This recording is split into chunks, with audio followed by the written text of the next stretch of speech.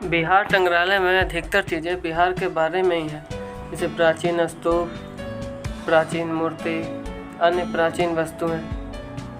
Bihar museum में जाने के लिए ये टिकट है 100 रुपये का। बिहार म्यूजियम ये तराजू आपके वजन को जांच करती है, बिल्कुल डिजिटल की तरह।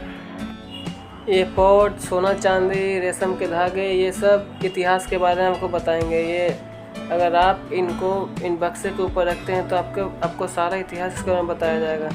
जैसे ये हल्दी के बारे में बताया गया है। पहली बार हल्दी का उत्पादन भारत में ही हुआ था, वहीं से धीरे धीरे ये विश्व भर में पहुंचाई गई। इसके चमकदार पीले रंग के कारण इसका प्रयोग एक रंजक की तरह सदियों से होता आ रहा है। साथ ही इसका उपयोग मसाले तथा दवा के रूप में भी हुआ। इस तरह आप अगर किसी वस्तु को चढ़ाइएगा तो उसका सारा डिटेल ये दे देगा, एक एक करके सारी वस्तुओं की जानकारी।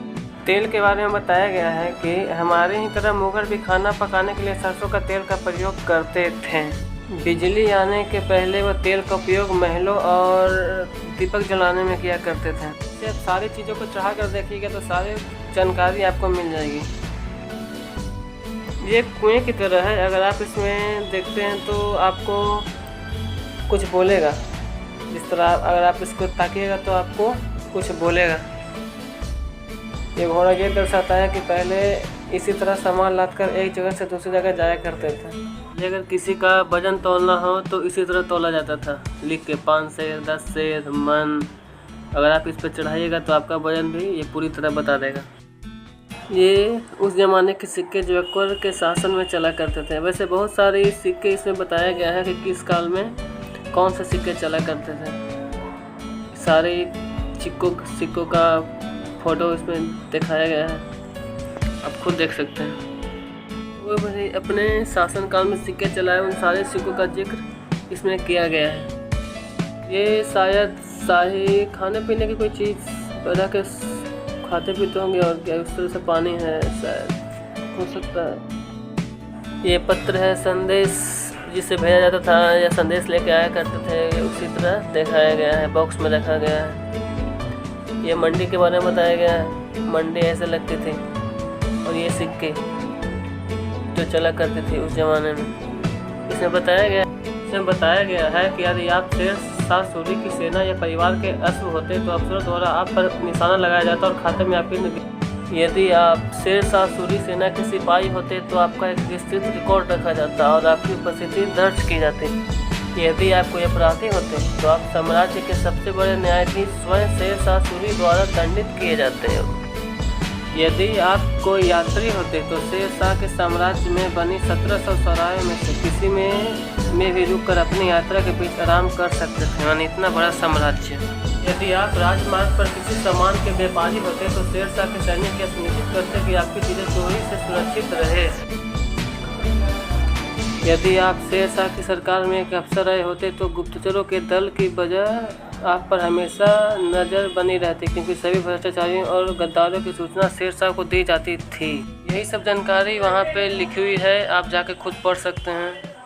और अगर 1 रुपये में इसमें बताया गया है कि उस वक्त में 1 रुपये के दावत में आप क्या क्या खरीद सकते थे। जैसे कि 1 रुपये में 12 किलो आम का अचार उस वक्त खरीद सकते थे। 1 रुपये में 160 किलो मटर खरीद सकते थे। 65 किलो गेहूं का आटा, 10 किलो देसी घी। शायद आजकल अगर 10 किलो देसी घी खरीदा जाए तो कम से कम 6,000 रुपये से लेकर 10,000 रुपये तक लग जाएगा। 40 लीटर दूध तो शायद आज खरीदने में 2,000 रुपये का लगभग लग जाएगा।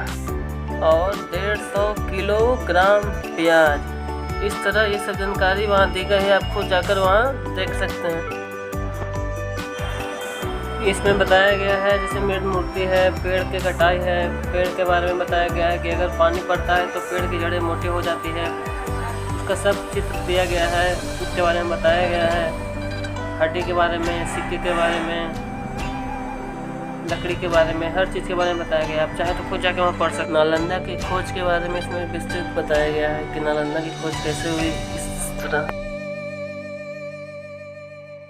ये सब किताबें नहीं हैं, ये मिट्टी की तरह बनाया गया है और एक लिपि लिखी हुई है उस पर। शायद हमको तो पढ़ने नहीं आती है, अगर आपको पढ़ने आती है तो आप पढ़ सकते हैं लिपि क्या लिखी हुई है। यही वो लिपि है जिसके बारे में अगर जानते हैं तो पढ़ सकते हैं। ये कुछ कलाकृतियाँ हैं जो वहाँ बनाई गई है, जैसे घोड़े हैं, बहुत सारी चीज़ें, चाहे डोली है, पहले किस तरह डोली पे बैठ के जाया करते थे, उस तरह से डिज़ाइन किया गया है। आप अगर खुद जाइएगा तो वहाँ आप देख सकते हैं। ये लिपि के बारे में बताया गया है, बैक्टीरियल लिपि है, ब्राह्मी लिपि है, उस सब के बारे में मुझे दिया गया है।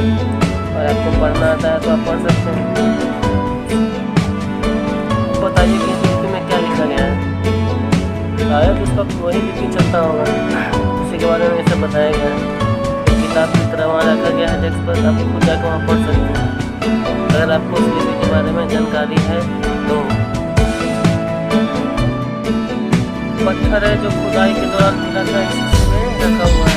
ये इसके बारे में बताया गया है कि पत्थर कहाँ से मिला, कितना मेहनत लगता है किसी भी चीज़ को निकालने के लिए।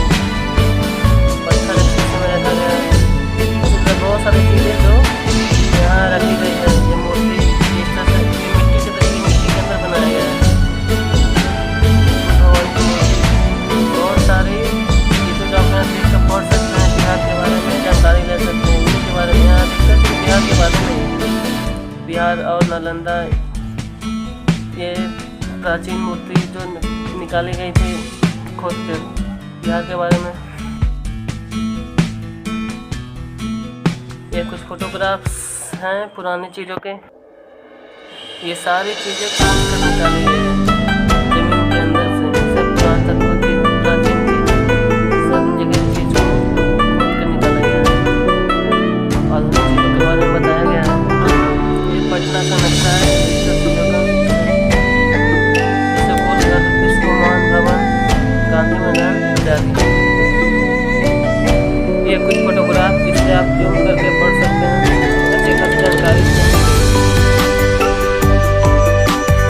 ये वो डोली है जिसमें लोग बैठ कर जाया कर सकते हैं, इसी तरह का डोली सब फोटो खिंचा रहे हैं।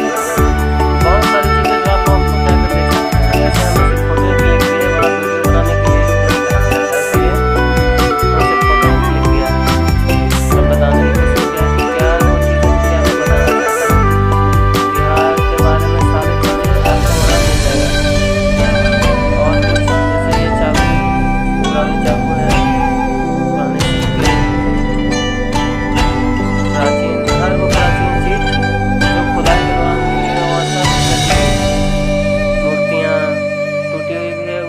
मूर्तियाँ रखी गई है, कब निकाली गई है, कितनी पुरानी है, सारी जानकारी आपको वहाँ मिल जाएगा। आपको देखना है तो आपको वहाँ जाकर ज़्यादा जानकारी ले सकते हैं। अगर इतिहास के बारे में ज़्यादा नॉलेज रखना है, बिहार के बारे में ज़्यादा जानना है तो आप खुद वहाँ जा सकते हैं और इसके बारे में जानकारी ले सकते हैं। इसमें लिखा गया है, देखो 1000 वर्ष से अधिक समय तक मौर्य, शुंग, गुप्त और पाल जैसे राजवंशों ने मगध पर शासन किया। फलस्वरूप भारतीय उपमहाद्वीप में शक्ति का केंद्र रहा यह क्षेत्र सांस्कृतिक तथा धार्मिक दृष्टि से अनेक अद्वितीय उपलब्धियों का साक्षी बना।